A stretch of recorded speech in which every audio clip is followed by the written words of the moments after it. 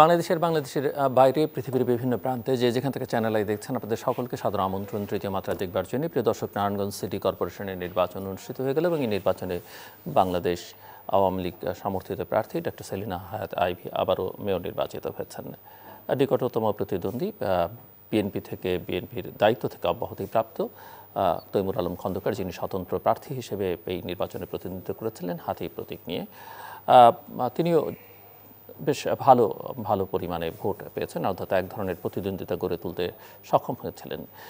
এই নির্বাচন বাংলাদেশের নির্বাচনী প্রক্রিয়া, নির্বাচনী ব্যবস্থা সম্পর্কে কী বার্তা দিচ্ছে আমরা জানি।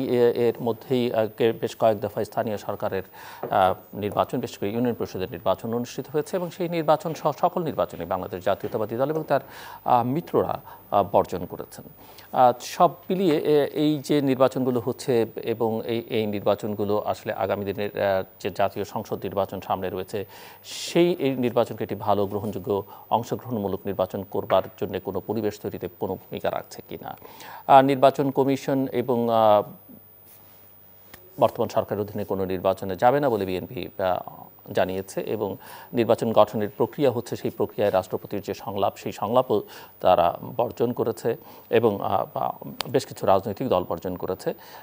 রাষ্ট্রপতির এই সংলাপ শেষ পর্যন্ত অতীতের মতো যে খুব একটা সফল হয়েছে সেই বিবেচনা থেকে বা অংশগ্রহণমূলক হয়েছে আগের বিবেচনা থেকে সেটি বলা যাবে না। তারপরও রাজনীতিতে সংলাপের প্রয়োজনীয়তা অনস্বীকার্য। অনেকেই মনে করেন যে আমাদের রাজনৈতিক দলগুলোর মধ্যেই আসলে এক ধরনের সংলাপ হওয়া দরকার, কেননা বাংলাদেশে যে প্রক্রিয়ার মধ্য দিয়ে এগিয়ে যাচ্ছে সেই প্রক্রিয়ায় নানা ধরনের সমস্যাও রয়েছে। তার মধ্যে একটি সমস্যা তো এই মুহূর্তে অনেক আলোচনায়, সেটি হচ্ছে যে মার্কিন যুক্তরাষ্ট্রের স্যাংশন, গণতন্ত্রের সম্মেলনের ডাক না পাওয়া বাংলাদেশের, এবং এগুলো এক ধরনের আন্তর্জাতিক চাপ ধীরে ধীরে বাংলাদেশের উপরে তৈরি হবে। বাংলাদেশকে তাদের মতো করে তারা বাংলাদেশকে যেভাবে দেখতে চায় গণতান্ত্রিক প্রক্রিয়ায়, সেই প্রক্রিয়ায় এ নিয়ে বাংলাদেশের পক্ষে বিপক্ষে নানা রকমের মতামত রয়েছে, অর্থাৎ মিশ্র প্রতিক্রিয়া রয়েছে। সো এই ধরনের চাপ বাংলাদেশ কীভাবে মোকাবেলা করবে এবং এই ধরনের চাপের মধ্য দিয়ে আগামী নির্বাচন কিভাবে অনুষ্ঠিত হবে, কতটা ভালো হবে কিংবা কতটা বিতর্কিত হবে, সেই সব প্রশ্ন অনেকের মধ্যে রয়েছে। এইসব নানা বিষয় নিয়ে আমরা আজকে কথা বলবার জন্য আমার সঙ্গে স্টুডিওতে রয়েছেন আমরা বায়বস আছেন বাংলাদেশ আওয়ামী লীগ দলীয় জাতীয় সংসদ সদস্য প্রফেসর ডক্টর হাবিব মিল্লাত এবং আমার ডানে রয়েছেন বাংলাদেশ জাতীয়তাবাদী দল বিএনপি কেন্দ্রীয় নির্বাহী কমিটির সহ সম্পাদক মোস্তাফিজুর রহমান বাবুল। স্বাগত আপনাদের দুজনকে তৃতীয় মাত্রায়। প্রফেসর হাবিব মিল্লাত, আপনার কাছ থেকে শুনতে চাই কেমন হলো নারায়ণগঞ্জ সিটি কর্পোরেশনের নির্বাচন? ধন্যবাদ আপনাকে, ধন্যবাদ বাবুল ভাইকে এবং শুভেচ্ছা দর্শকদের। চমৎকার একটি নির্বাচন হয়েছে। আমরা যে কোনো নির্বাচনেরই সমালোচনা শুনে থাকি, কিন্তু এই নির্বাচনটিতে এত কম সমালোচনা। কথা হয়েছে প্রার্থীদের মধ্যে, তারা একে অপরের সমালোচনা করেছেন, কিন্তু যে কথাগুলো আমরা শুনি নির্বাচন সম্বন্ধে সেই কথাগুলো একটি শুনিনি। এবং সবচেয়ে অবাক হয়েছি যে জনাব মাহবুব তালুকদার সাহেব, নির্বাচন কমিশনার, তিনি বলেছেন যে তিনি তার জীবনে দুটো সর্বোত্তম নির্বাচন দেখেছেন। একটি হচ্ছে কুষ্টিয়া নির্বাচন, কুমিল্লার নির্বাচন, আর একটি হচ্ছে এই আজকে নারায়ণগঞ্জের নির্বাচন।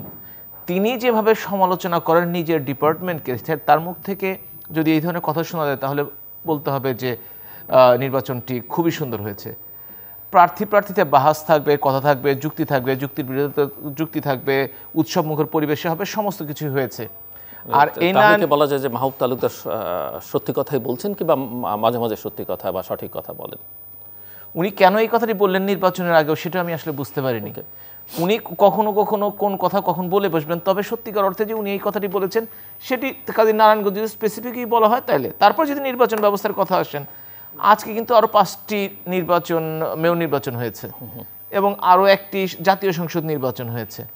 সেগুলো কিন্তু এই নারায়ণগঞ্জের চাপে সব কিন্তু লোকজন কোনো হারিয়ে গেছে, খোঁজ খবর রাখছে না। কিন্তু সেখানে টাঙ্গাইলের সাথে আওয়ামী লীগের প্রার্থী জয়ী হয়েছে, জয়, এবং সাথে সাথে আপনি দেখেন একটিতে বাগাতিপাড়াতে, শুধু নাটোরে, যদি নাটোর সদরে আওয়ামী লীগের ক্যান্ডিডেট উমর তালুকদার জিতেছেন, কিন্তু বাগাতিপাড়াতে বিএনপি জিতেছে। এবং এভাবেই একটি সুন্দর পরিস্থিতি নির্বাচন হচ্ছে। স্থানীয় সরকার নির্বাচনগুলো আসলে সত্যিকার অর্থেই উৎসবমুখর, তবে ঝামেলাটা হয় স্থানীয় পর্যায়ে। সেটি হচ্ছে স্থানীয় সরকার নির্বাচন আর জাতীয় সংসদ নির্বাচনের পার্থক্যটি হচ্ছে যে স্থানীয় সরকার নির্বাচনে শুধুমাত্র একজনকে নির্বাচিত করতে হয় না, নির্বাচিত করতে হয় চেয়ারম্যান বা মেয়রকে, সাথে তার যে সদস্যরা রয়েছে তাদের কাছে, এবং সেটা স্থানীয়ভাবে হওয়ার কারণে স্থানীয় প্রভাবটি আসলে অনেক বড় কাজ করে। দলের প্রভাব কাজ করে, কিন্তু স্থানীয় প্রভাব প্রতিপত্তি খুব বড়ভাবে কাজ করে এবং প্রত্যেকেই যখন মরিয়া হয়ে ওঠেন জেতার জন্য, তখন হয়তো বা কিছুটা সহিংসতা হতে পারে, তারপরও আমি বলবো যে নির্বাচন নিয়ে যে সমস্ত নির্বাচন কারচুপি বা এই ধরনের প্রশ্ন যেগুলো উঠে সেইগুলো কিন্তু স্থানীয় সরকার নির্বাচন অনেক কম হয়। আপনি দেখেন স্থানীয় সরকার অ্যাভারেজ যদি দেখে থাকেন তাহলে 70% মতো ভোট পড়েছে, এবং আজকে নারায়ণগঞ্জ সিটি কর্পোরেশন নির্বাচনে 50% বেশি হয়তো বা ভোট পড়েছে। এবং আপনি আবার দেখেন জাতীয় সংসদ নির্বাচনে কিন্তু 31% ভোট পড়ছে। আবার অন্যান্যগুলোতে যে নির্বাচনগুলোতে হয়েছে সেটাতে 50 থেকে 70% মতো 60% মতো ভোট পড়েছে। সুতরাং স্থানীয় সরকার নির্বাচনে যেহেতু মেম্বাররা থাকে দুই ধরনের, মহিলা এবং পুরুষ, তারা নিজেদের ভোটার নিয়ে আসে, চেয়ারম্যানরা নিজেদের ভোটার নিয়ে আসে, মেয়ররা নিজেদের ভোটার নিয়ে আসেন, এলাকায় এটা হয়। আর জাতীয় সংসদ নির্বাচনে একজন ক্যান্ডিডেট থাকেন, দল যাকে সমর্থন দেন এবং দলের যতটুকু শক্তি থাকে এবং তার যতটুকু ইমেজ থাকে সেরকম তার উপরে ভোটটি পান। সুতরাং আমরা এই ব্যাপারটি অনেকদিন ধরেই দেখে আসছি। এখন এই নিয়ে আসলে কে নির্বাচনে আসবে না, এটা প্রত্যেকের গণতান্ত্রিক অধিকার। বাংলাদেশের গণতান্ত্রিক দেশ, সেখানে কেউ যে নির্বাচনে আসবে কি আসবে না সেটা তাদের অধিকার, এবং কে সংলাপে যাবে না এটাও তাদের অধিকার। কিন্তু কেউ যদি বলে যে সেই 2014 সনের মতো যে নির্বাচনে যে আমরা নির্বাচন তো করবোই না, নির্বাচন প্রতিহত করবো এবং জনগণকে নির্বাচন করতে দিবে না, তাহলে কিন্তু আবার এটা অন্যায় হয়ে যাবে। তেমনিভাবে সংলাপে আপনি যাবেন না, অন্য কেউকে বাধা দিচ্ছে না, যদিও আমি বলছি দেওয়ার অধিকার কারণ নেই আসলে। এবং আপনি যে কথাটি বললেন যে ইউএস এর স্যাংশন, আজকেও কিন্তু যদি অ্যাম্বাসেডর যিনি আজকে দেখা করতে গেছিলেন পররাষ্ট্রমন্ত্রীর সাথে, তিনিও কিন্তু বলার চেষ্টা করেছেন যে এই নিয়ে বেশি চিন্তিত হওয়ার কারণ নাই, এবং সত্যিকার অর্থে প্রত্যেকটি মানুষের, যদি আমরা গণতান্ত্রিক দেশের মানুষ হয়ে থাকি, পৃথিবীতে যদি গণতান্ত্রিক দেশ যদি আমেরিকা দাবি করে থাকে, প্রত্যেকটি গণতান্ত্রিক দেশের নিয়ম হচ্ছে কোনো ঘটনা ঘটলে যিনি অপরাধী সাব্যস্ত করা হবে তাকে অন্তত একবার জিজ্ঞেস করা হয় যে আপনি কেন কাজটি করেছেন। বাংলাদেশের যে 7 জনের নামা করা হয়েছে তাদের একজনকেও কিন্তু যোগাযোগ করা হয়। কিন্তু সরকারকে তো এই বিষয়ে অনেকদিন ধরেই তারা লিখছে এবং বাংলাদেশ অনেক ক্ষেত্রে জবাবও দেয়নি। তাদেরকে বলতে হবে, তো তাদেরকে আত্মপক্ষ সমর্থনের সুযোগ দিতে হবে। আপনি আত্মপক্ষ সমর্থন, আপনি দেখেন কোনো ডিপার্টমেন্টে কিন্তু তারা স্যাংশন দেয়নি, ডিপার্টমেন্টের কয়েকজনকে দিয়েছে, অর্থাৎ স্পেসিফিক্যালি না, কিন্তু র্যাবকেও দিয়েছে প্রতিষ্ঠান হিসেবে। র্যাবের প্রধানকে দিয়েছে, র্যাবের প্রধান র্যাবও স্যাংশনের মধ্যে আছে। র্যাবের 6 জনের মধ্যে র্যাব আছে, 6 জন, মোট 7 জন, মানে একজন পুলিশের, তিনি আগে র্যাবের ছিলেন। সুতরাং র্যাব যে সংগঠন হিসেবে দিয়েছে এটা কিন্তু আসলে সত্যি কথা না। তারা কিন্তু 7 জনের ব্যাপারে বলেছে, ভিসা ক্যান্সেল 2 একজনের কথা বলেছে, এটা কিন্তু ঠিক। সুতরাং তাদেরকে তো আত্মপক্ষ সমর্থনের সুযোগ দিতে হবে, কিন্তু এই সুযোগটি কেন তারা দিল না? এই গণতান্ত্রিক দেশের কথা যদি এইভাবে চিন্তা করে থাকেন তাহলে তো আসলে হবে না। আমেরিকা কি করছে? আজকে ইউক্রেনের যুদ্ধে বাদিয়ে দিচ্ছে কেন? কারণ এখানে তাদের স্বার্থ আছে। কেন অতীতে এই যে Saddam Hussein weapon of mass destruction, এটা আমরা সবাই শুনেছি। সাদ্দাম হোসেন মারা গেছে, 20 বছর পার হয়ে যাচ্ছে, আজকে পর্যন্ত একটি কেমিক্যাল অস্ত্র বা ওয়েপন অফ মাস ডিস্ট্রাকশন পাওয়া যায় নাই। তার মানে তাদের যেখানে স্বার্থ আছে সেইখানে তারা তাদের স্বার্থটি নিয়ে তারা কাজ করেন। অর্থনৈতিক হতে পারে, রাজনৈতিক হতে পারে। 70 দশকে যেটা ছিল সেটা হচ্ছে যে তারা আরেকটি স্ট্র্যাটেজি ছিল যে দেশের আমেরিকা রাশিয়ার যে কোল্ড ওয়ার চলছিল, যারা রাশিয়ার পক্ষে কিংবা আমেরিকার বিপক্ষে তাদেরকে সিআইএ এসে হত্যা করতো। আমরা অনেক দেখেছি, অনেক উদাহরণ আছে। সুতরাং এখন তারা স্ট্র্যাটেজি চেঞ্জ করতে পেরেছে। এবং আমেরিকা, যদি আপনি আমাদের দেশের স্যাংশনের কথা বলেন, গুম হত্যার কথা বলেন, হয়েছে, আমি অস্বীকার করব না, কিছু তো অবশ্যই হয়েছে, সে সব সরকারের আমলে কিছু হয়েছে। কিন্তু তাদের সময় আমেরিকা এবং সারা পৃথিবীতে যে পরিমাণ মানুষকে হত্যা করেছে, তার আমি বলি না যে একটি মানুষ হত্যাকাণ্ড ভালো কাজ, বা বাংলাদেশ তারা 10,000 হত্যা করেছে, বাংলাদেশে একটি হত্যাকাণ্ড হয়েছে। আমি বলি তারা যে হত্যা করে তাদেরকেও তো আইনের কাঠগড়ায় দাঁড়াতে হবে, তাদের তো গাদ্দাফি হত্যা করতে হবে, তাদের তো প্যালেস্টাইনদের হত্যার দায় দায়িত্ব নিতে হবে, তাদের তো লেবাননের দায় দায়িত্ব নিতে হবে, তাদের তো সিরিয়ার দায় দায়িত্ব নিতে হবেই তাদেরকে। তারা তো আর সত্যি কথা, এখন তো যে অবস্থাটি হয়েছে, গায়ে মানে না আপনি মরুল। আমেরিকার মরুলি এক সময় ছিল, রাশিয়ার মরুলি এক সময় ছিল, এখন কিন্তু দুনিয়াটা চাইনিজের দিকে চলে যাচ্ছে, কারণ তাদের অর্থনৈতিক শক্তিটা অনেক শক্তিশালী এবং তারা আমেরিকার সাথে যে কোনোভাবে তারা কম্পিটিশনে যেতে পারে। আমি কিন্তু কারো সমর্থক নেই, কিন্তু যেটা বাস্তবতা সেটি হচ্ছে সেইটা। আমি আসছি আবার আপনার কাছে, মিস্টার মুস্তাফিজুর রহমান বাবুল।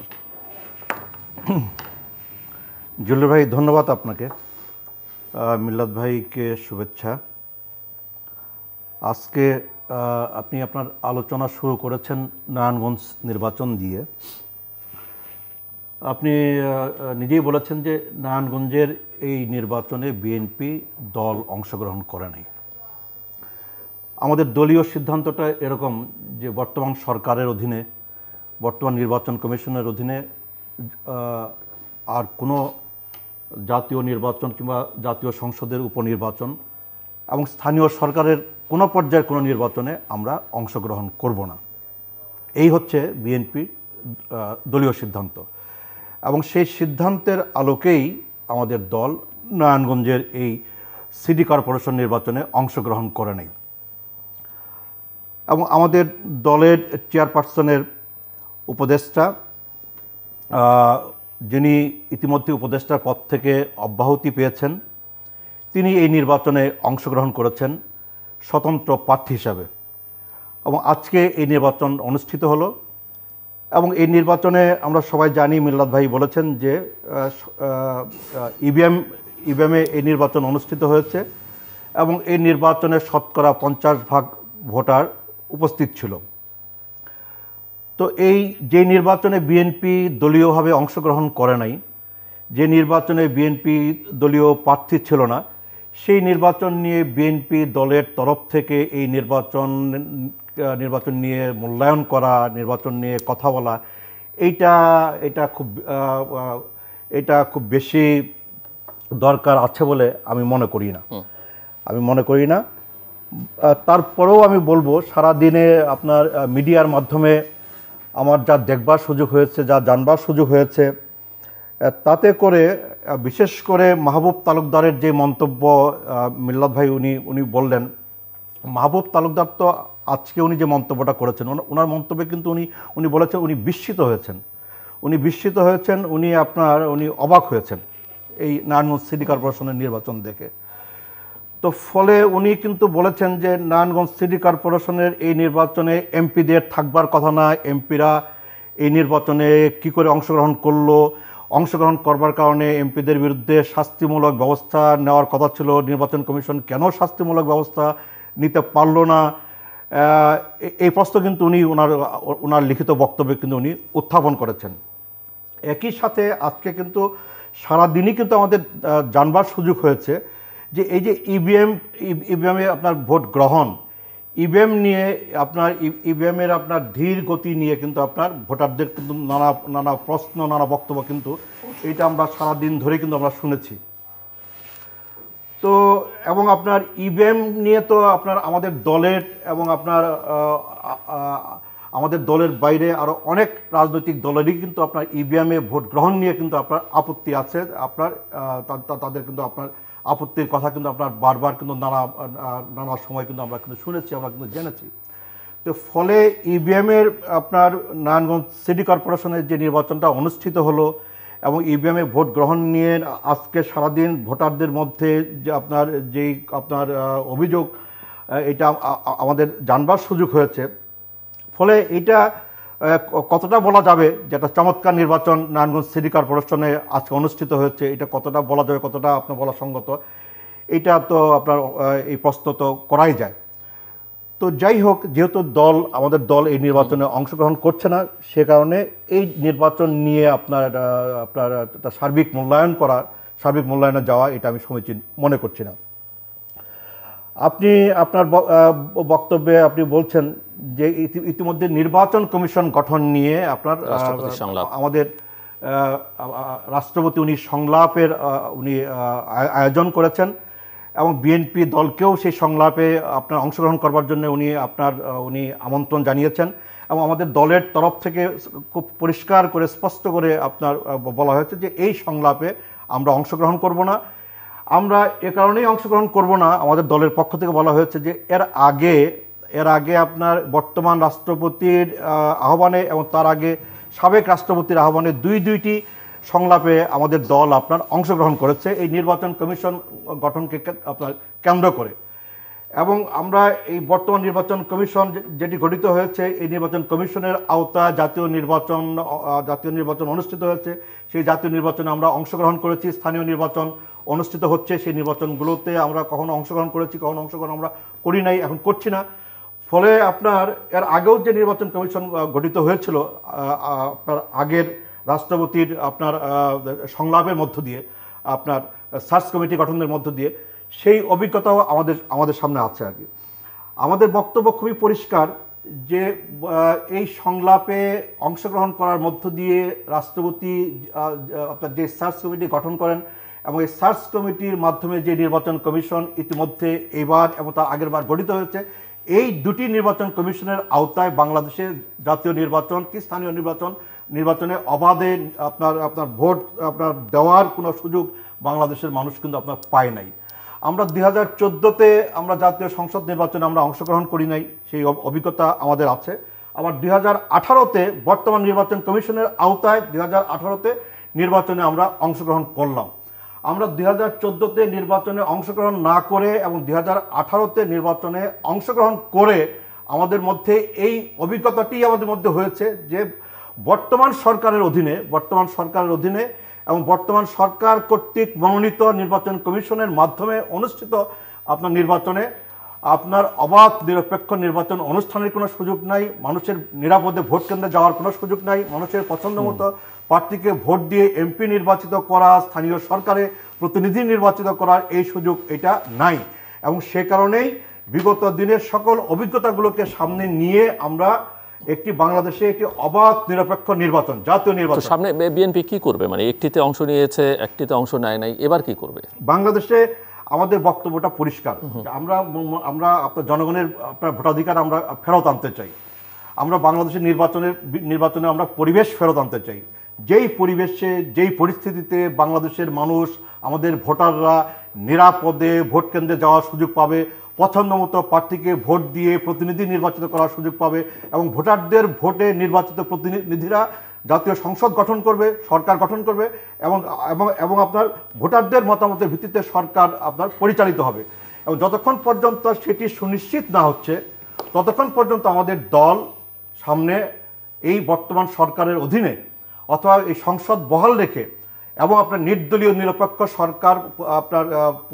সরকার ছাড়া আমরা আর কোনো নির্বাচনে অংশগ্রহণ না করবার সিদ্ধান্ত আমরা নিয়েছি এবং এই সিদ্ধান্তে আমরা অটল। মার্কিন স্যাংশন নিয়ে কিছু বলবেন আপনি?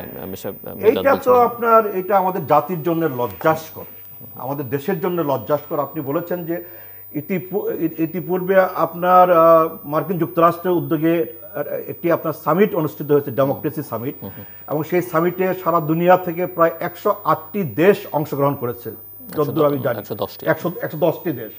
এবং সেই সামিটে কিন্তু বাংলাদেশকে দাওয়াত করা হয় নাই। বাংলাদেশের সেই সামিটে আপনার অংশগ্রহণ করবার কোনো সুযোগ বাংলাদেশের হয় নাই। কাজে সেইটা আমাদের দেশের জন্য, আমাদের রাষ্ট্রের জন্য এটা খুব অসম্মানজনক হয়েছে বলে আমি মনে করি, নাম্বার ওয়ান।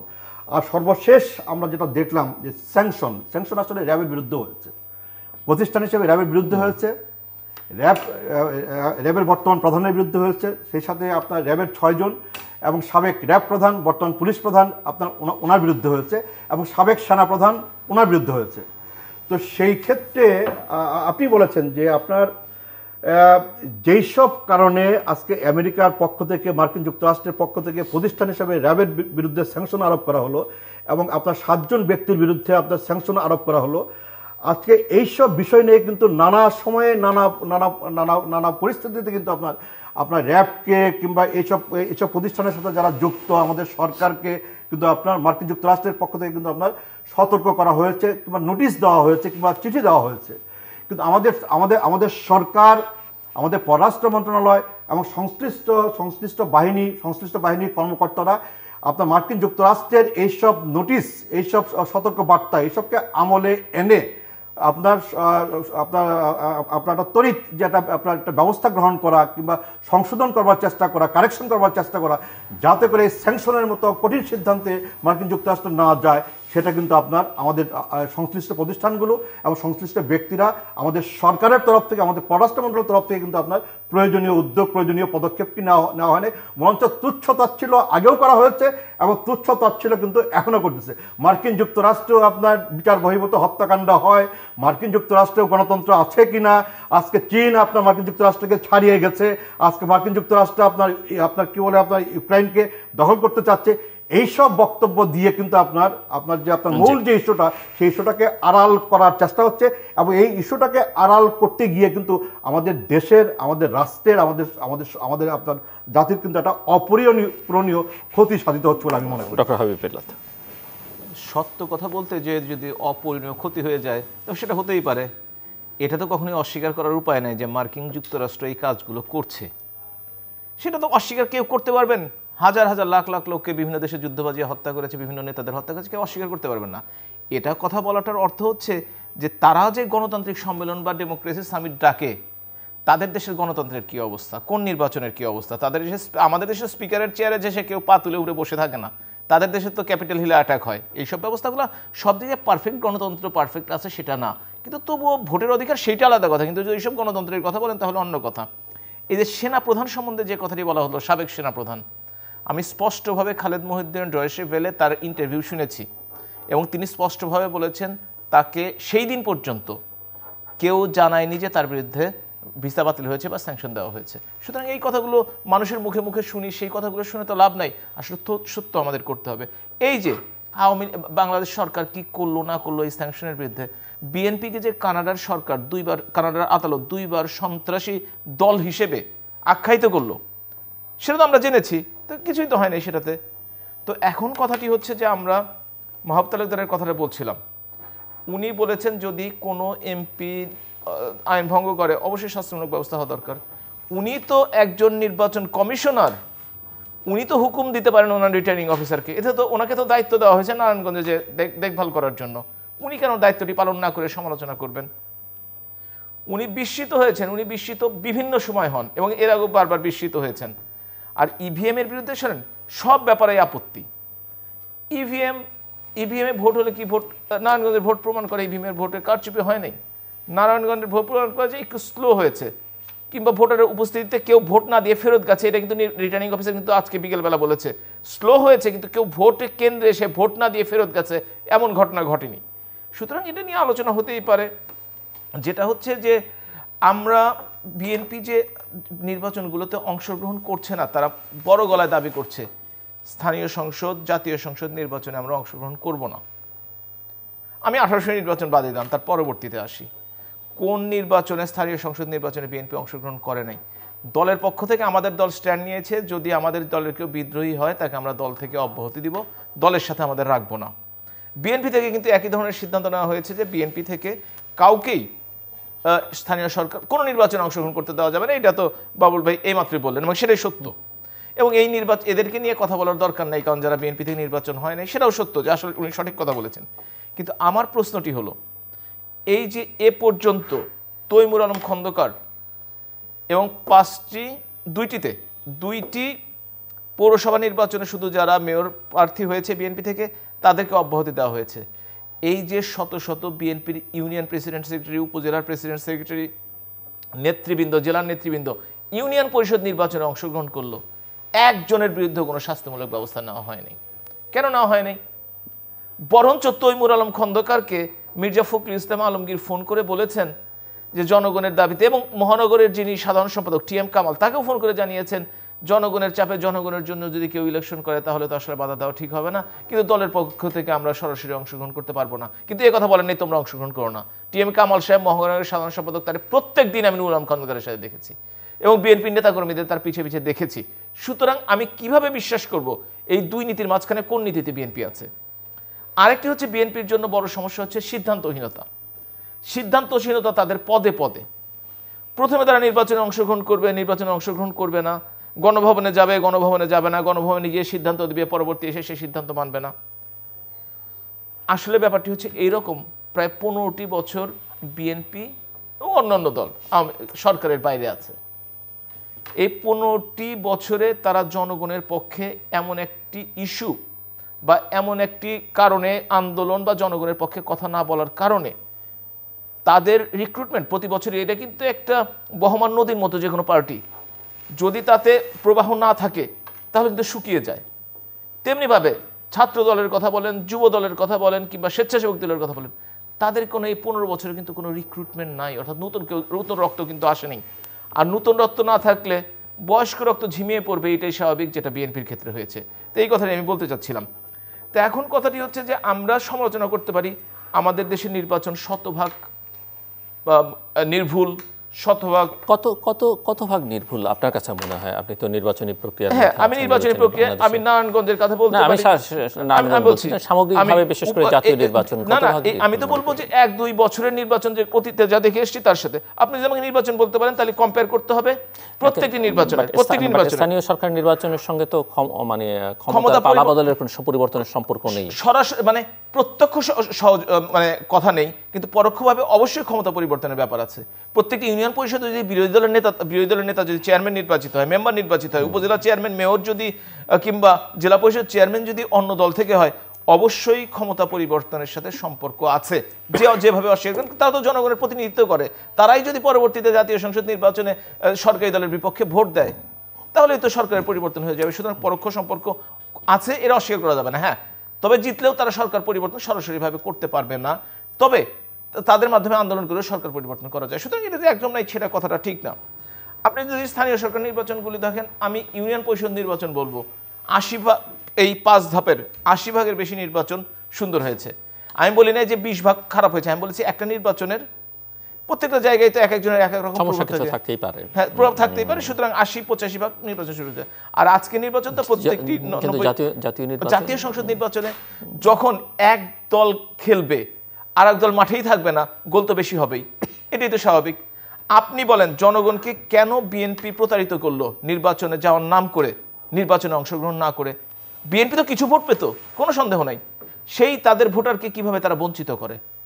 তারা প্রথমবার তো 2014 সনে ভোটে গেল না, না যে বর্জনে ডাক দিল, স্কুল কলেজ ভাঙলো, মানুষ পুড়িয়ে মারলো, এই অবরোধ ডাকলো, সে অবরোধ যদিও এখন উঠায় নেই, অর্থনীতি ধ্বংস করলো, স্কুল কলেজ ধ্বংস করলো। সেই কাজগুলো করার পরে জনগণকে ভোট দিতে দিবে না। আরে এই জন্য সামরিক শাসন জিয়াউর রহমানের, যে ভোট দিলে হ্যাঁতে ভোট দিতে হবে, না হলে ভোট দিতে পারবা না, ভোট কেন্দ্রে যেতে পারবা না। এই মানসিকতা নিয়ে ভোট হবে না, ভোটে হার জিত থাকবে।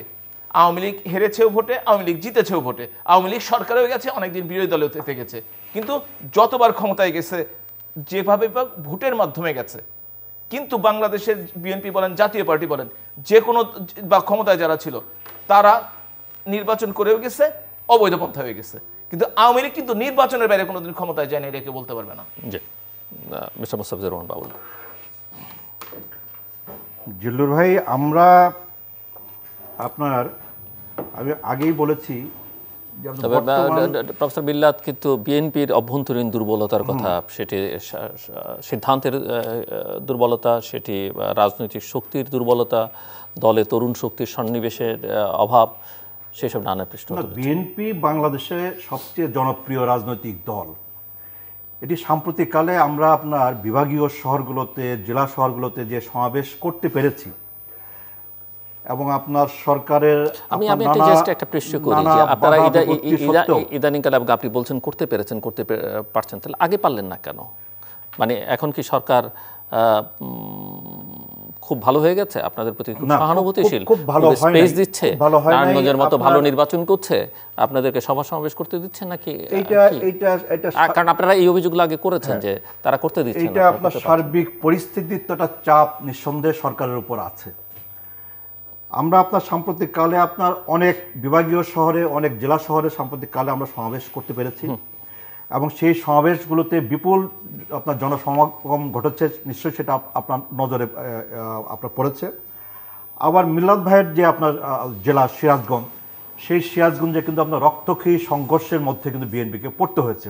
আমরা এটা আপনার আওয়ামী লীগের তরফ থেকে, আওয়ামী লীগের অঙ্গ সংগঠন, ছাত্রলীগ, যুবলীগের তরফ থেকে কিন্তু বিএনপিকে আপনার রক্তক্ষয়ী সেই সংঘর্ষ মোকাবেলা করেই কিন্তু আপনার সেই সিরাজগঞ্জের সমাবেশটাকে সফল করতে হয়েছে।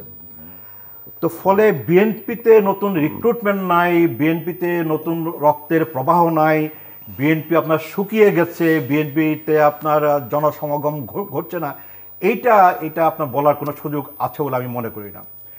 সেই ক্ষেত্রে আপনার বিএনপির জনসমর্থন আছে কি নাই, বিএনপির জনপ্রিয়তা আছে কি নাই, এইটা তো আপনার বুঝবার তো একটা বড় আপনার সুযোগ হলো আপনার নির্বাচন। তো কোন নির্বাচন? যে নির্বাচনে আপনার মানুষের ভোট দেওয়ার সুযোগ আছে, যে নির্বাচনে মানুষের ভোট দেওয়ার সুযোগ থাকবে। তো বাংলাদেশের 2014-তে মানুষের সেই সুযোগ ছিল না, 2018-তে মানুষ সেই সুযোগ পায় নাই।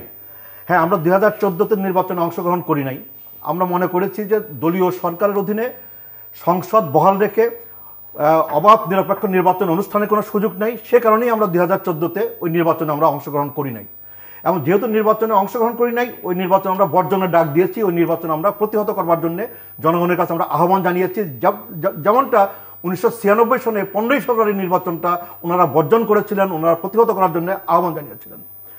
প্রশ্নটা হচ্ছে ওনাদের একটা অভিযোগ, এবং এই অভিযোগ নিয়ে এনেছেন যে জ্বালাও পোড়াও, স্কুল কলেজ ভেঙে দিয়েছেন, মানুষ পুড়িয়ে মেরেছেন, সেই অভিযোগ করছেন। হ্যাঁ, আপনার 1996 সনের 15ই ফেব্রুয়ারিতে ওনারা নির্বাচনে অংশগ্রহণ করেন নাই, নির্বাচন বর্জনের ডাক দিয়েছেন, নির্বাচন প্রতিহত করার জন্য যা যা করা দরকার ওনারা তাই করেছেন। আবার আপনার 2014-তে এই নির্বাচনে আমরা অংশগ্রহণ করি নাই, আমরা এই নির্বাচন বর্জনের ডাক দিয়েছি, নির্বাচন প্রতিহত করার জন্য জনগণের কাছে আমরা আহ্বান জানিয়েছি, এটা ঠিক। এখন আপনার 1996 সনের 15ই ফেব্রুয়ারিতে ওনারা নির্বাচনে অংশগ্রহণ করেন নাই কেন? নির্বাচনে অংশগ্রহণ করেন নাই যে দলীয় সরকারের অধীনে, বিএনপি সরকারের অধীনে ওনারা নির্বাচনটা ওনারা করতে চান নাই। ওনারা নির্দলীয় নিরপেক্ষ সরকারের দাবিতে ওনারা 94 সন থেকে শুরু করে 96 সন পর্যন্ত ওনারা টানা আন্দোলন করেছেন। ওনারা এই দাবি আদায় করবার জন্য 173 দিন হরতাল করেছেন। ওনারা আপনার শেরাটন হোটেলের পাশে আপনার বিআরটিসির বাসে আগুন দিয়ে পুড়িয়ে মানুষ মেরেছেন। এই সবই আমাদের জানা আছে। এবং শেষ পর্যন্ত বিএনপিকে আপনার সাংবিধানিক ধারাবাহিকতা রক্ষা করবার জন্য 1996 সনের 15ই ফেব্রুয়ারিতে একটা একতরফা নির্বাচনই কিন্তু বিএনপিকে করতে হয়েছে। এবং সেই একতরফা নির্বাচন অনুষ্ঠান করে সেই নির্বাচিত সংসদকে দিয়ে তত্ত্বাবধায়ক সরকারের আপনার বিল আপনার সংসদে পাশ করিয়ে তত্ত্বাবধায়ক সরকারের অধীনে পরবর্তী জাতীয় সংসদের নির্বাচন অনুষ্ঠিত হবে, এই কাজটি সেরে কিন্তু আপনার সেই সংসদ ভেঙে দিয়ে 1996 সনের জুন মাসে তত্ত্বাবধায়ক সরকারের অধীনে কিন্তু বাংলাদেশের নির্বাচনটা অনুষ্ঠিত হয়েছিল।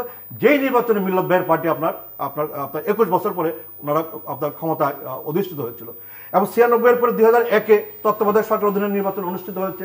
সেই নির্বাচনে বিএনপি এবং জোট তারা আপনার নির্বাচিত হয়েছে, সরকার গঠন করেছে। 2008 সনে তত্ত্বাবধায়ক সরকারের অধীনে নির্বাচন অনুষ্ঠিত হয়েছে। যদিও সেই তত্ত্বাবধায়ক সরকার নিয়ে, সেই নির্বাচন নিয়ে আমাদের নানা প্রশ্ন আছে, তারপরেও কিন্তু সেই নির্বাচন কিন্তু আপনার কম বেশি কিন্তু দেশে বিদেশে কিন্তু আপনার গ্রহণযোগ্যতা পেয়েছে।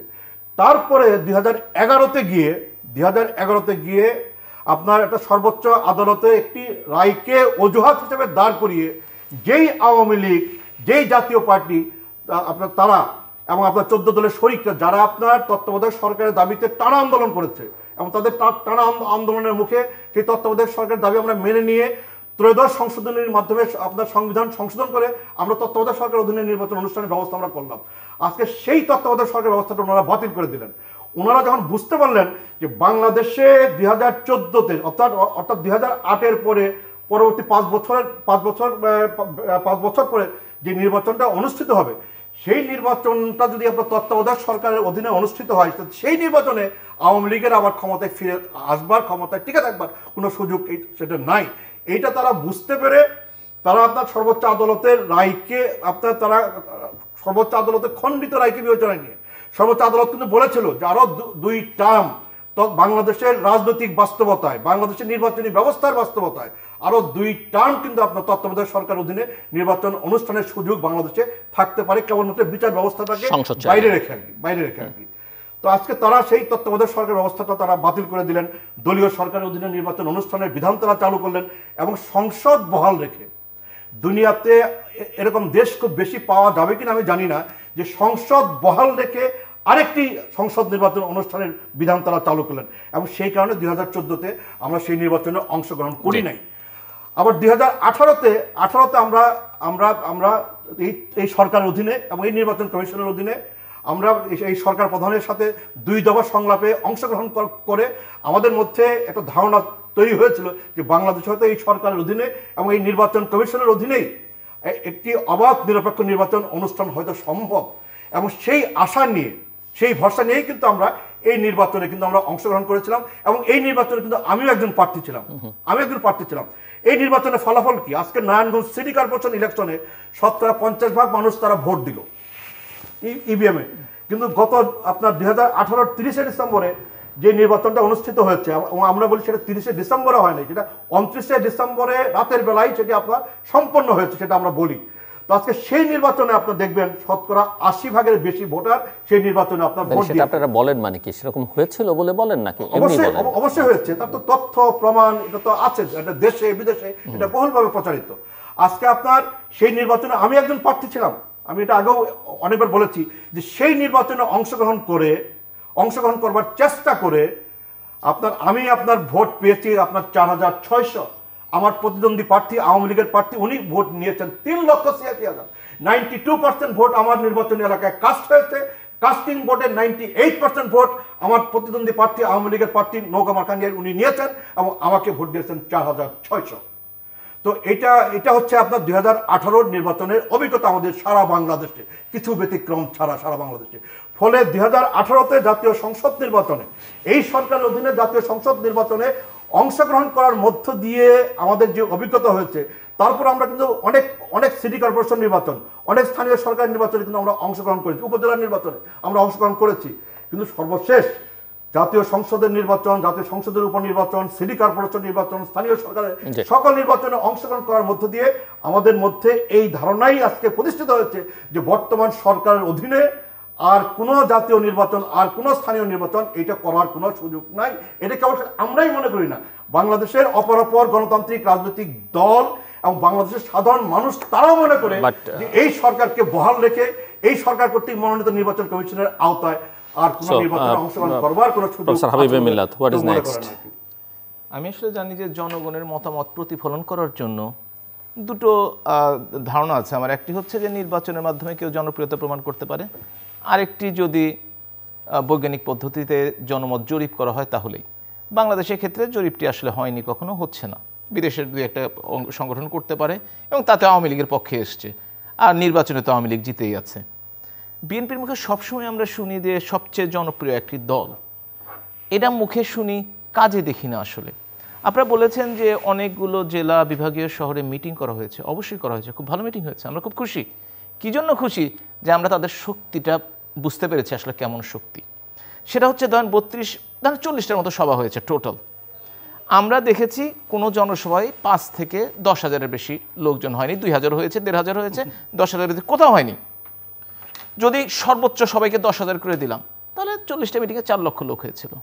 18 কোটির দেশে 4 লক্ষ লোকের মিটিং করে বিএনপি শক্তি প্রদর্শন করেছে, এটাতেই তারা তৃপ্তির ঢেকুর উঠছে।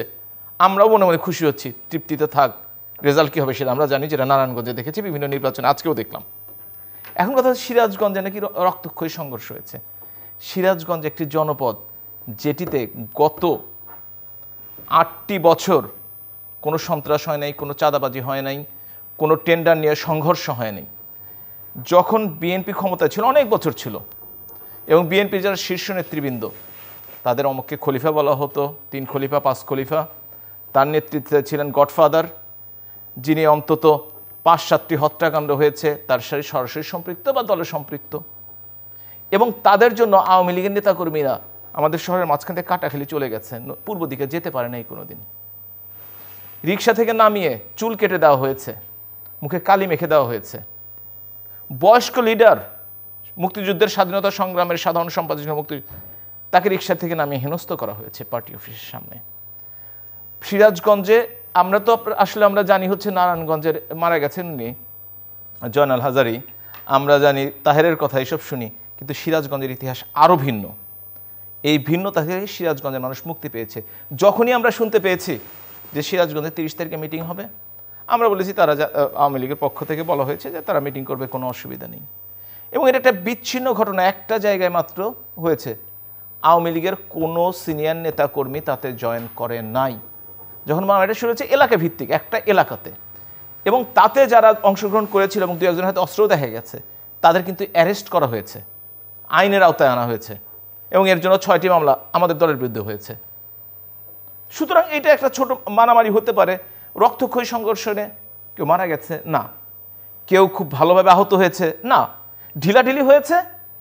একটা কাটাখালী ব্রিজের, ওই ব্রিজের এক পাশে একদল, এই পাশে একদল, ঢিলাঢিলি হয়েছে। এটা এমন কিছু হয় না যে সাংবাদিক সম্মেলন করতে হবে, এবং সাংবাদিক সম্মেলন করে বলা হয়েছে আমার বাসাতে নাকি অস্ত্র গাদা করে রাখা হয়েছিল। আমি 26 তারিখে সিরাজগঞ্জে ইলেকশন করে চলে আসি, এবং তারপরে যাইনি। আমার 29 তারিখে ম্যারেজ ডে ছিল, 30 তারিখে আমি আমার পার্টি থেকে আমার দলের নেতাকর্মীর কাছ থেকে নিয়েছিলাম যে আমাকে একটা দিন সময় দাও, আমি আসতে পারবো না। তো 30 তারিখে এই মিটিংটি হলো, বলা হলো যে 6টা জায়গায় আলিয়া মাদ্রাসাতে নাকি আমরা কি মাদ্রাসার অস্ত্র রাখি, এইসব কথাবার্তা এই ইকবাল হাসান মাহমুদ টুকু এবং পার্টির সাধারণ সম্পাদক বললেন। এই মিথ্যাচারের কে জবাব দিবে? এই মিথ্যাচারিত একদিন সত্যে পরিণত হবে। তারা হয়তো ছবিগুলো এমনভাবে তৈরি করবে যে হয়তো আহত, কিন্তু আজকে পর্যন্ত কোনো গ্রিভিয়াস ইনজুরি ঢাকাতে বা ঢাকার বাইরে আজকে পর্যন্ত আমি শুনতে পাইনি। আমি তো এলাকার এমপি, আমার তো জানার কথা ছিল, চেপে যেতে চাইলে চেপে যেতে পারি, কিন্তু জানার তো কথা ছিল না, আমি জানিনি। সুতরাং এইসব রক্ত মারামারি তো কয়েক জায়গায় হয়েছে, আর এই মারামারি তো নতুন কিছু না যে ছোট ঢিলাঢিলি আমি চাই না, আমরা চাইনি দলের পক্ষ থেকে, এবং প্রশাসন থেকে বলা হয়েছে যে সরকারের পক্ষ থেকে যেহেতু কোনো আমরা মিটিং করছি বিভিন্ন জায়গায়, কিছুই হচ্ছে না, সুতরাং মিটিং হবে।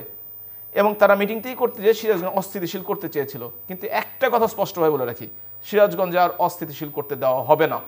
যদি কেউ মিছিল করার নামে যদি মারামারি করতে চান, মিটিং করার নামে মারামারি করতে চান, সেটা করতে দেওয়া হবে না। শান্তিপূর্ণভাবে আপনারা আপনাদের রাজনৈতিক যে কোনো কর্মকাণ্ড করতে পারেন, তাতে কোনো অসুবিধা নেই। 15ই ফেব্রুয়ারি নির্বাচনের সঙ্গে কিন্তু অন্য নির্বাচনগুলোর পার্থক্য আছে। এর সম্পর্ক পার্থক্য একটাই, সেটা হচ্ছে জনসমর্থন, অন্য কিছু কিন্তু না। অনেক কিছুতে মিল পাবেন, কিন্তু একটা জিনিসে মিল পাবেন না, সেটা হচ্ছে জনসমর্থন। কারণ হচ্ছে 15 ফেব্রুয়ারিতে তাদের বাধ্য করা হয়েছে নির্বাচনের পর নির্বাচন দিতে। আর উনি একজন ক্যান্ডিডেট ছিলেন, উনি বললেন আমি জানি ভাই ক্যান্ডিডেট ছিলেন, আমি জানি। ওনারা ঘোষণা করেছিলেন 300 এমপি যে নির্বাচন কমিশন সামনে বসে থাকবেন, ঘেরাও করবেন। কথা ছিল 300 আসন থেকে যে নির্বাচনী কারচুপি হয়ে মামলা করবেন। আল্লাহর রহমতে বিএনপি শুধু মুখেই কথা বলে যায়, কিন্তু তারা কাজে বাস্তবায়ন করে না। জিজ্ঞেস করে দেখেন করতে পেরেছে কিনা, আমি বলি করে নাই, ওনার সামনেই বললাম করতে পারেন নাই। ওনারা যে প্রমাণের কথা বলছেন, ওনারা প্রমাণ আনতে ব্যর্থ হয়েছেন বলে মামলাগুলো করতে পারেন নাই। কয়েকটি করা হয়েছিল, কিন্তু 300 তার আমার মনে হয় না যে 20%-এর বেশি, 64 বা এরকম কিছু শুনেছিলাম। কাজেই এই দিয়ে তো আসলে টকশোতে কথা বলা যাবে, সাংবাদিক সম্মেলন করা যাবে, কিন্তু জনগণকে তো আর বোঝানো যাবে না। হ্যাঁ, নির্বাচন নিয়ে প্রশ্ন আছে, কারণ ওনারা বলছে নির্বাচনে অংশগ্রহণ করেছে। আসলে সত্যিকার অর্থে নির্বাচনে অংশগ্রহণ তো ওনারা নির্বাচনকে যে বাধাগ্রস্ত করতে কিংবা নির্বাচনকে কালিমালুপ্ত করতে যা করার জন্য করতে হয় সেটাই করেছেন। আর এটা যদি 2011 সনে যদি আওয়ামী লীগ বুঝতে পারে যে 2014 সনের নির্বাচনে আওয়ামী লীগ ক্ষমতা যাবে না, তাহলে আওয়ামী লীগকে তো ধন্যবাদ দেওয়া উচিত যে তারা বুদ্ধিমান, তারা বুঝতে পারে যে ভবিষ্যতে কি হতে যাচ্ছে, তারা জনগণের মনের ভাষা বুঝে। এই জন্যই কিন্তু আওয়ামী লীগ ক্ষমতায় টিকে আছে। আর বিএনপি জনগণের মনের ভাষা বুঝতে পারে না দেখেই কিন্তু 14 সনে তো বুঝতে পারে নাই, 18 সনেও ক্ষমতায় যেতে পারে নাই। সুতরাং যতক্ষণ পর্যন্ত মেধাসম্মত নেতা না হবে, যতক্ষণ পর্যন্ত শিক্ষিত নেতা না থাকবে। 23 সালে কি হবে? 23 সালে আমরা যতদূর মনে করি মাননীয় প্রধানমন্ত্রী জননেত্রী শেখ হাসিনা যে উন্নয়নের ধারা অব্যাহত রেখেছেন, আমরা মনে করি ইনশাল্লাহ জনগণের সমর্থন নিয়ে আওয়ামী লীগ ক্ষমতায় যাবে, অনেক সংখ্যা। কিন্তু আপনারা ক্ষমতায় থেকে নির্বাচনগুলো তো বিএনপি এবং আরো কিছু রাজনৈতিক দল অংশ নেবে না, ইতিমধ্যেই জানিয়েছে। এখন নির্বাচন গণতান্ত্রিক অধিকার, জনগণ যদি বিএনপির সাথে থাকে, যদি জনগণ বিএনপির সাথে থাকে, তাহলে সেই নির্বাচনই হবে না। আন্তর্জাতিক নির্বাচনী আন্তর্জাতিক কথা সত্যিকার অর্থে এথিক্স অনুযায়ী তো আপনি পার্টিসিপেটরি ইলেকশন না হলে সেই ইলেকশনকে ধরতে পারবেন। পার্টিসিপেটরি শুধু আমাদের 39টা দল আছে যারা নিবন্ধন প্রাপ্ত। দেখেন না, এখনো তো 2 বছর পরে, এত ভবিষ্যৎবাণী করে তো লাভ নাই।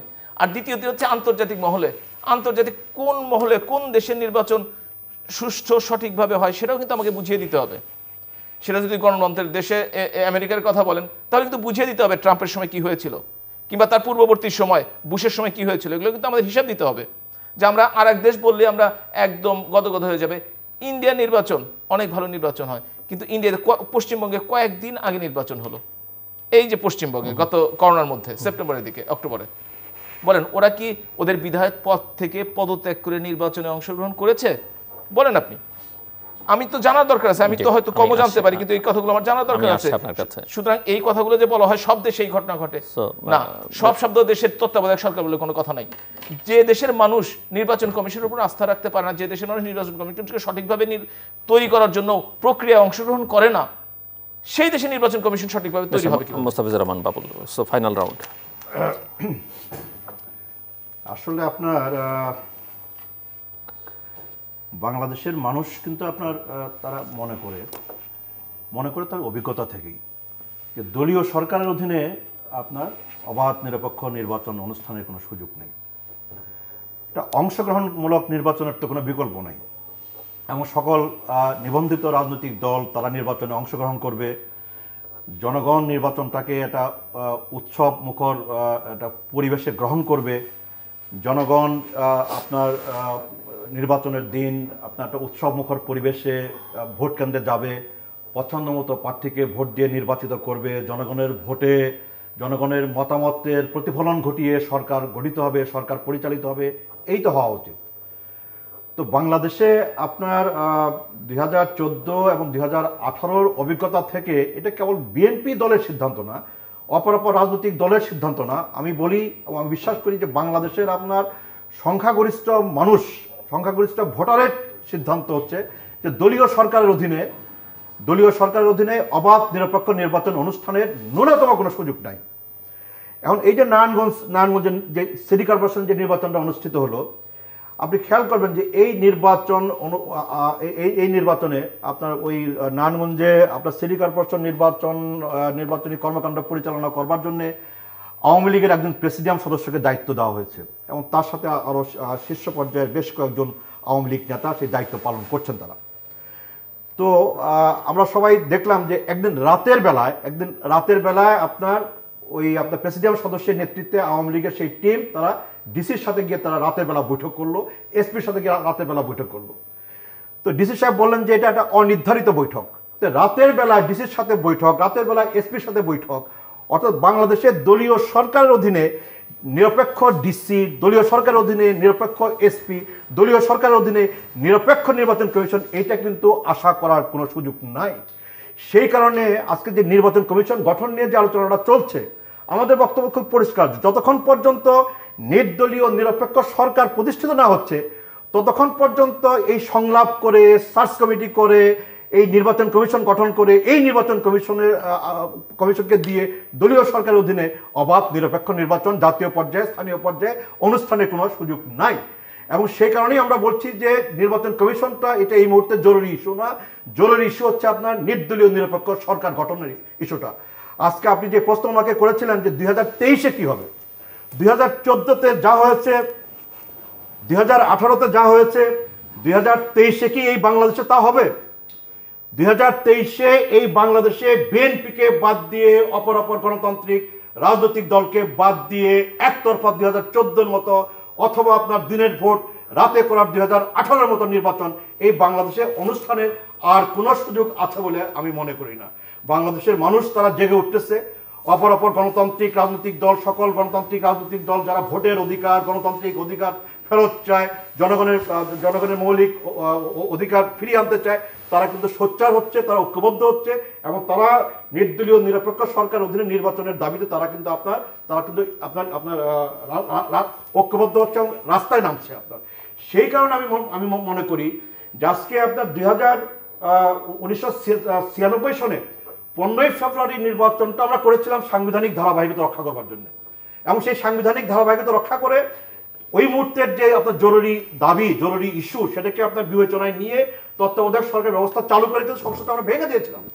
জিল্লুর ভাই আপনার মনে আছে 2014 জাতীয় সংসদ নির্বাচনের আগে আওয়ামী লীগ সভানেত্রী উনি কিন্তু বলেছিলেন যে এই নির্বাচনটাও আপনার সাংবিধানিক ধারাবাহিকতা রক্ষা করবার জন্যই আমি করছি এবং স্বল্প সময়ের ব্যবধানে এই বাংলাদেশের সকল দলকে নিয়ে আরেকটি নির্বাচন আমরা অনুষ্ঠিত করব। কিন্তু সেই জায়গাতে কিন্তু আরেকটি নির্বাচন অনুষ্ঠানের জন্য কিন্তু উনি কিন্তু কোনো উদ্যোগ নেন নাই, বরং 5 বছর ওই 153-154 জন ভোটারবিহীন এমপিকে দিয়ে, ওই সংসদকে দিয়ে 5 বছর আপনার জোর জবরদস্তি করে টিকে থেকে উনি 2018-তে আরেকটি প্রহসনের নির্বাচন, তামাশার নির্বাচন করে কিন্তু বাংলাদেশের ভাবমূর্তি, দেশে বিদেশে বাংলাদেশের ভাবমূর্তি, আমাদের বাংলাদেশের ইমেজ, আমাদের ভাবমূর্তি, আমাদের গণতন্ত্র, আমাদের রাষ্ট্রীয় প্রতিষ্ঠানগুলো সম্পর্কে আপনার প্রতিষ্ঠানগুলোর ভাবমূর্তি, এটাকে কিন্তু আপনার একেবারে ধ্বংস করে ফেলা হয়েছে।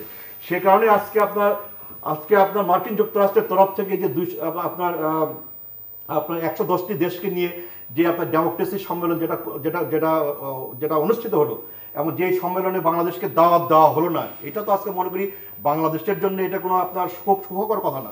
বাংলাদেশের ভাবমূর্তির জন্য, বাংলাদেশ রাষ্ট্রের মর্যাদার জন্য এটা কিন্তু আপনার কোনো ইতিবাচক কোনো দিক না, এটা কিন্তু আমাদের স্বীকার করতেই হবে। আজকে মার্কিন যুক্তরাষ্ট্রের পক্ষ থেকে যে নিষেধাজ্ঞা আরোপ করা হয়েছে র্যাবের বিরুদ্ধে, কি পুলিশ প্রধানের বিরুদ্ধে, র্যাব প্রধানের বিরুদ্ধে, সাবেক সেনা প্রধানের বিরুদ্ধে, আমি তো মনে করি যে তাদের একটা দিক তাদের বিবেচনায় নেওয়া উচিত ছিল যে আজকে র্যাব যদি আজকে নিষেধাজ্ঞার আওতায় পড়ে, র্যাব প্রধান যদি আজকে নিষেধাজ্ঞার আওতায় পড়ে, সাবেক সেনা প্রধান যদি নিষেধাজ্ঞার আওতায় পড়ে, তাহলে আমাদের সরকারের যে নির্বাহী প্রধান যিনি, যার আওতায় সেনাবাহিনী, যার আওতায় র্যাব, যার আওতায় পুলিশ, যেই কারণে আজকে র্যাবের বিরুদ্ধে আজকে নিষেধাজ্ঞা, যে কারণে আজকে আপনার পুলিশের বিরুদ্ধে নিষেধাজ্ঞা, যে কারণে সাবেক সেনাপ্রধানের বিরুদ্ধে নিষেধাজ্ঞা, এই সমস্ত আপনার দায়িত্বের কারণে এবং সমস্ত অপরাধের কারণে আজকে আমাদের সরকার প্রধান, যিনি সরকারের রাষ্ট্রের নির্বাহী প্রধান, আজকে তাকেও কিন্তু আপনার দায়িত্ব নিয়ে আজকে এই যে আমাদের দেশ আজকে যে আপনার এই দায়িত্ব নিয়ে কিন্তু তারও আজকে ইমিডিয়েটলি তার কিন্তু পদত্যাগ করা উচিত বলে মনে করি। জি, প্রফেসর হাবিব মিল্লাত। কি কোথায় কি দিল তার জন্য সরকার প্রধানকে পদত্যাগ করতে হবে?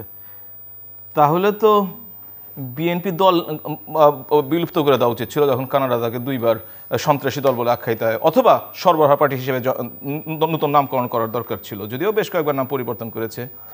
নিজের দেশের যখন ইমেজ সংকট বা এমন কিছু হয়, তখন আমাদের উচিত ছিল যে আমরা সকলে ঐক্যবদ্ধভাবে তার প্রতিবাদ করি, কিন্তু কেউ কেউ মনে খুশি হয়েছেন।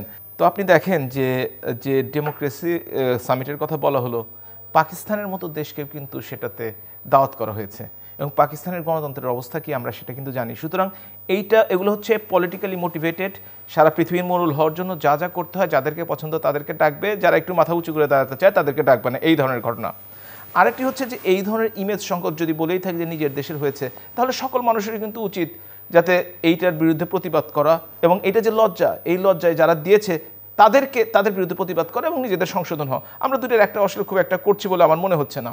আর 2014 সন 18 সন কেন, 2096 নির্বাচন যেমন ধারাবাহিকতা ছিল, 2096 আসেনি, 1996 এর ধারাবাহিকতা। 2014 সালে মাননীয় প্রধানমন্ত্রী জননেত্রী শেখ হাসিনা যথার্থ বলেছেন, সাংবিধানিক ধারাবাহিকতা, 5 বছর পর পর নির্বাচন হবে, এটাই ধারাবাহিকতা, এই কথাটি তিনি বলেছেন।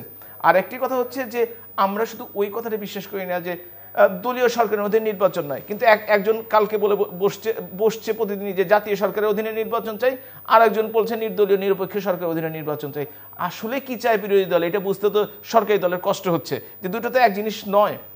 আর যদি শুধুমাত্র গ্যারান্টি পেলে যে আমরা নির্বাচনে অংশগ্রহণ তখনই করব যখন আমাদের নির্বাচনে জয়ী হয়ে ক্ষমতায় ব্যবস্থা করে দেবেন, তখন এই ধরনের ঘটনা বাংলাদেশে হবে না, কারণ বাংলাদেশের জনগণ যাদের চাইবে তারাই নির্বাচিত হবে।